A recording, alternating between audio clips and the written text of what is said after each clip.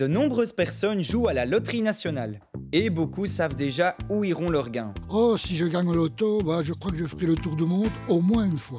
Je commence le golf. Je me mets à l'abri, je continue à travailler, mais pas si tôt. Je quitte la Belgique immédiatement. Mais saviez-vous qu'en jouant, vous aidez aussi d'autres personnes, comme les jeunes de Tada? Bonjour tout le monde. Bonjour. Et vous avez l'air super appliqués en plus, hein. Qu'est-ce qu'ils sont en train de faire? Tous les mercredis, ils viennent pour faire leurs devoirs et pour être soutenus au niveau scolaire. Et vous faites aussi d'autres ateliers, parce que c'est dans quel cadre? Tada, c'est tout comme Atelier de l'avenir. C'est une école de samedi où des jeunes entre 10 et 13 ans sont inspirés pendant 3 ans. Donc ils suivent tout un trajet et tous les samedis, ils découvrent des métiers. On essaie d'élargir leurs perspectives d'avenir et faire quelque chose qu'ils n'ont pas l'habitude de faire.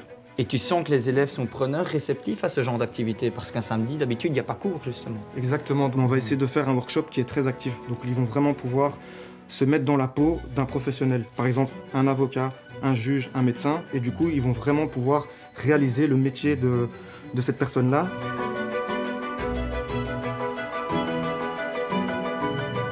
Je pense qu'en fait, c'est super important pour les jeunes, mais pas seulement les jeunes. Je pense que c'est vraiment un projet qui est important pour la société. Et Tada, ça peut qu'exister grâce au soutien des gens qui sont acteurs. Et c'est aussi des gens qui soutiennent le projet, comme la Loterie Nationale. C'est comme ça qu'on réussit à exister et c'est ça qui est important. Hein, c'était vraiment dans les deux sens. Mais est-ce que toi, tu as appris des jeunes que tu as côtoyés? Ce que je pense que j'apprends le plus d'eux, c'est un peu leur univers. Et ça me fait plaisir parce que je suis toujours jeune, mais ça me fait toujours sentir jeune quand je suis en contact avec eux. Ouais, ça t'est bien mis à jour. Exactement.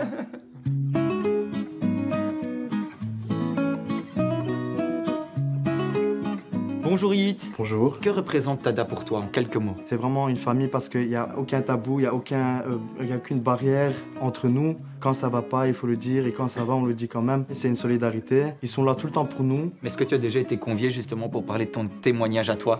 Oui, bien sûr. Je suis venu en tant qu'intervenant. Quand j'ai dit que j'étais alumni, ils étaient tous choqués. Donc ça m'a fait un peu coup de vieux, même si que j'ai encore 19 ans. Coup de vieux, sachant que j'étais à leur place et qu'on nous disait quand on était petits, on disait oui, quand vous allez grandir, vous verrez que vous serez vous aussi intervenant. Et ça arrivait. J'étais un peu ému à ce moment-là. Concrètement, Yit, avec ou sans Tada, est-ce que tu serais le même aujourd'hui? Avant Tada, j'étais un enfant très timide. Je me suis ouvert à parler. J'étais plus timide, par exemple, sur des espaces publics ou devant beaucoup de personnes.